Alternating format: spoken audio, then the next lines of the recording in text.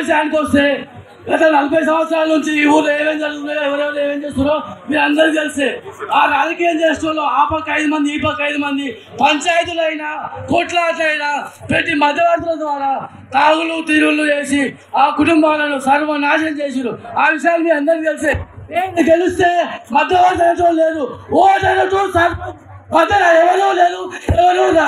ఈ విషయాన్ని మీ అందరూ ఒకసారి దృష్టిలో పెట్టుకోవాలని చెప్పి కోరుతూ తీర్మానం గారి చంగయ్య అనొచ్చు, ఇతరులు కూడా చంగయ్య అంటాడు. అర్థం చేసుకోండి తల్లులు, ఇంతకన్నా మంచి అవకాశం మన ఊర్లో ఇంకెప్పుడు రాదు. గెలిస్తాం 100% చెప్తున్నా. గెలిచిన తర్వాతనే ఇక జెండా వాదిన తర్వాతనే ప్రజాధికార పార్టీ ఈ ఊళ్ళో జెండా వాడుతుంది. ఈ ఊళ్ళో జెండా వాదిన తర్వాతనే రాష్ట్రంలో కూడా వచ్చే ఎలక్షన్లో 1000% తీర్మానం గారు ముఖ్యమంత్రి అవుతారు. దానికి మనమందరం సంఖ్యాబద్ధం కావాలని జై బీసీ, జై బీసీ, నాయకత్వం. ఈ సందర్భంగా అన్నగారి సమక్షంలో ప్రజా తెలంగాణ రాజకీయ పార్టీలో జాయిన్ అవుతున్నా. అందుకు నేను చాలా గర్విస్తున్నా. ఈరోజు రాష్ట్ర అధ్యక్షులు తెలంగాణ రాజ్యాధికార పార్టీ మరి ఎమ్మెల్సీ తీర్మాల మండల గారి సమక్షంలో ఈరోజు మీ సర్పంచ్ అభ్యర్థి సురేష్ గారు జయ మీరు అందరూ స్వాగత కరతాళ చెప్పాలని కోరుకుంటున్నా. అందరూ ఓకే. అదేటువంటి బీసీలకు, ఎస్సీలకు, ఎస్టీలకు, మైనారిటీ సోదరులకు మాత్రమే నమస్కారం.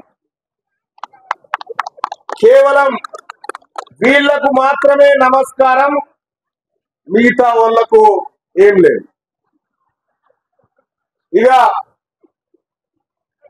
మా బిడ్డ, మన బీసీ బిడ్డ సురేష్ మోడీ ఇక్కడి నుంచి పోటీ చేస్తా ఉన్నాడు ఉంగరం గుర్తు మీద. దయచేసి రెడ్లు ఎవరు మా ఊళ్ళకి ఓటేయద్దు. మా ఊరికి మావి సరిపోతాయి. మాకు మీ ఓట్లు మాకొద్దు, మీ ఓట్లే మాకొద్దు, రెడ్ల ఓట్లు మాకొద్దు, మాకు సరిపోతాయి.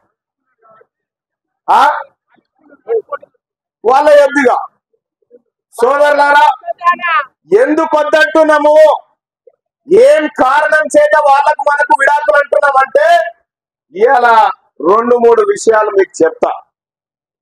మొన్న ఒక బిడ్డ ఆత్మహత్య చేసుకొని చనిపోయిండు, ఒంటి మీద పెట్రోల్ పోసుకొని చచ్చిపోయిండు. ఎందుకు చచ్చిపోయిండో తెలుసా?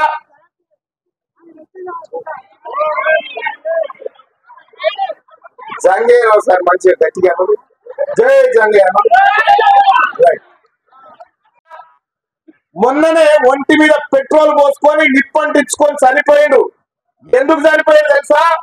మనకు కాంగ్రెస్ పార్టీ 42% రిజర్వేషన్ ఇచ్చి మన బీసీ బిడ్డలకు, మన కుర్మాలకు, మన ముదిరాజులకు, మన యాదవులకు, మన పద్మశాలీలకు, మన మున్నూరు కాపులకు, మన గొల్లోళ్లకు, మన నాయి బ్రాహ్మణులకు, మన సాగలోళ్లకు, మన మంగళోళ్లకు ఉద్యోగాలు ఇస్తామయ్యా. 100-42 మీకే ఇస్తామని చెప్పారు.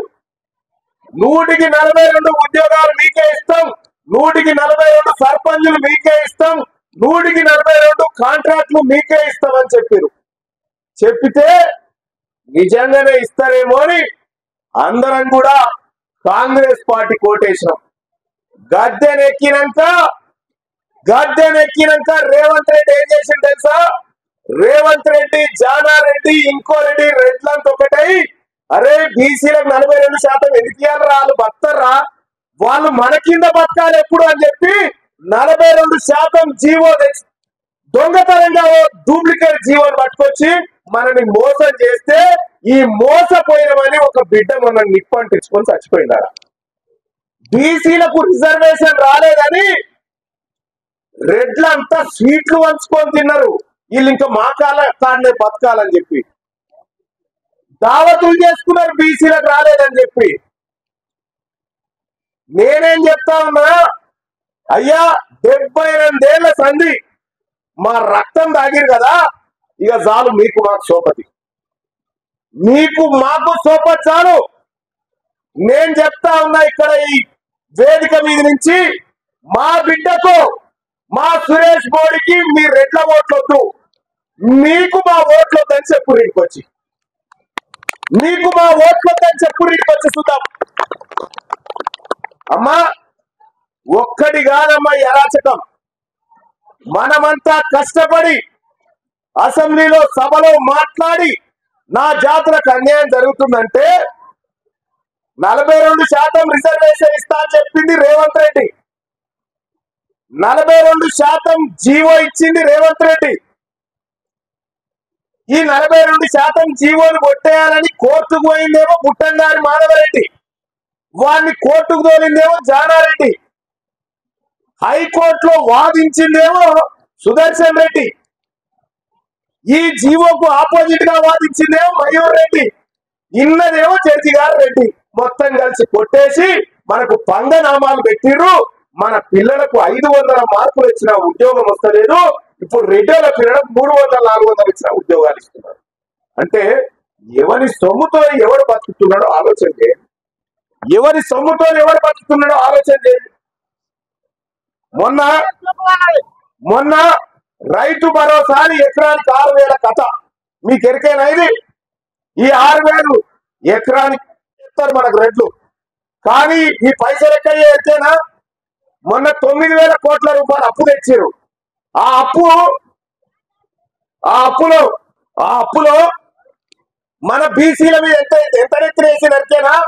ఓన్లీ మన సూదరుల మీద, మన బీసీల మీద 5,200 కోట్ల అప్పు మన నెత్తి మీద ఎత్తిండు రేవంత్ రెడ్డి.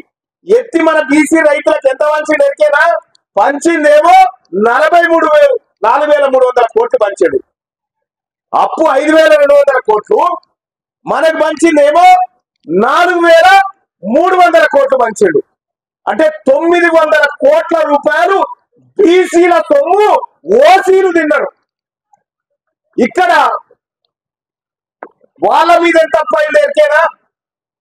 వాళ్ళ మీద అయిన అప్పేమో 870 కోట్లు. 9,000 కోట్లలో వాళ్ళ మీద అయిన అప్పు 870 కోట్లు. వాళ్ళకు పంచింది ఎంత ఎరికేనా? 4,200 కోట్లు పంచింది వాళ్ళకు. సొమ్మేమో మనది, సోకు వాళ్ళది. మన సొమ్ము వాళ్ళు తినుకుంటా మనను ఉద్ధరిస్తున్నామని డైలాగులు కొడతా ఉన్నారు ఊర్లో కొట్టి. మనను ఉద్ధరిస్తున్నట్టే డైలాగులు కొడతా ఉన్నారు. నేను ఒక మాట చెప్తా ఉన్నా తల్లి, ఈ గ్రామ ప్రజలారా, నేను ఒక కథ చెప్తా మీకు, బాగినాల ఈ కథ బాగినాల మీరు ఇని మీరు ఊళ్ళో మీ ఇంట్లో చెప్పాలి ఈ కథ. ఒక రెడ్డి ఆయన ఏం చేసిండట, కోడిని పెంచుకుండు. కోడిని పెంచుకుంటే ఆ కోడి 20 గుడ్లు పెట్టింది. 20 గుడ్లు పెడితే ఆ గుడ్లను ఒదిగేసిండు. గుడ్లను ఒదిగేసిండు. గుడ్లు అయిన తర్వాత మెల్లగా 20 పిల్లలు అయినాయి. 20 పిల్లలు కాగానే ఆ 20 పిల్లల్ని ఇంట్లో గచ్చు ఉంటుందిగా, ఆ గచ్చులు వేసిండు. చిన్న చిన్న పిల్లలని గచ్చులు వేసిండు. ఇన్ని చిన్న చిన్న నూకలు చల్లిండు, నీళ్లు పెట్టిండు. దానికి నీళ్లు పెట్టగానే ఆ కోడి పిల్లలు ఏం చేసినాయి, మంచిగా చిన్న చిన్న నూక. ఇక జంగేతోటి వచ్చింది ఆ బాధ. ఈ జంగేతోటి నాకు శవం ముసపోతలేదు. ఇలా ఓ జంగయ్య ఎట్లా చేస్తావు, ఇది పైకన్నారా? జర నేను అందరు చూస్తేట నువ్వు ఇట్లా ఇకరా ఏదో ముచ్చట పెడతా ఉన్నాడు పుస కోడి పిల్లలు లెక్క. ఇక్కడ ఈ గచ్చుల కోడి పిల్లలు వేసిండు. ఈ కోడి పిల్లలు మంచిగా నూకలు బుక్కుతున్నాయి, ఆ ముంతల నీళ్ళు పెడితే తాగుతున్నాయి. అప్పుడు తల్లి కోడి ఏం చేసింది, మెల్లగా గచ్చులకి బయటికి ఎక్కింది. బయటికి ఎక్కితే ఆ పిల్లలు ఏమన్నా ఎరికేనా తల్లిని? గట్టుపోతున్నావు ఎందుకే తల్లి, పిచ్చిదాని మనము మంచిగా రెడ్డి గారు నూకలు వేసిండు, నీళ్లు పెట్టిండు, ఈ నూకలు తిని హ్యాపీగా ఉండక గట్టుతున్నావు ఎందుకు అని చెప్పి తల్లిని అంటాయి పిల్లలు. మీకు తెలియదు బిడ్డ, ఇవాళ పోస్తాడు రేపు పోస్తాడు బిడ్డ, వీడు వీనితో వచ్చింది పరిశాని, ఇవాళ నూకలు పోస్తాడు రేపు పొద్దుగా పోస్తాడు మిమ్మల్ని అని చెప్పి చెప్తుంది.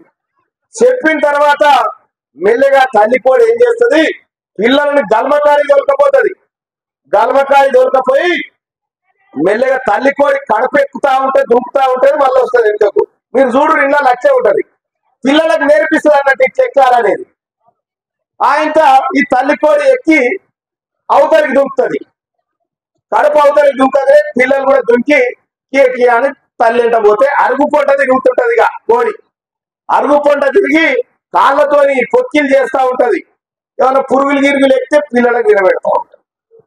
అప్పుడు తల్లి కోడి ఏమైంది, ఆ తల్లి కోడి గీక్తా ఉంటే పిల్లలు చూసి మా అమ్మ పిచ్చిది ఉన్నట్టుంది, ఇస్తే భయపోతాడు, పేరు కుక్క అని చెప్తారు. తర్వాత గద్ద వస్తే కూడా రెక్కల కింద దాచుకుంటది. అంటే ఆ తల్లి ఏం చెప్తా ఉంది పిల్లలకు, నువ్వు బతికేటప్పుడు నీకు ఎవడెవడు శత్రువు అనేది చూపిస్తా ఉంది ఆ తల్లి.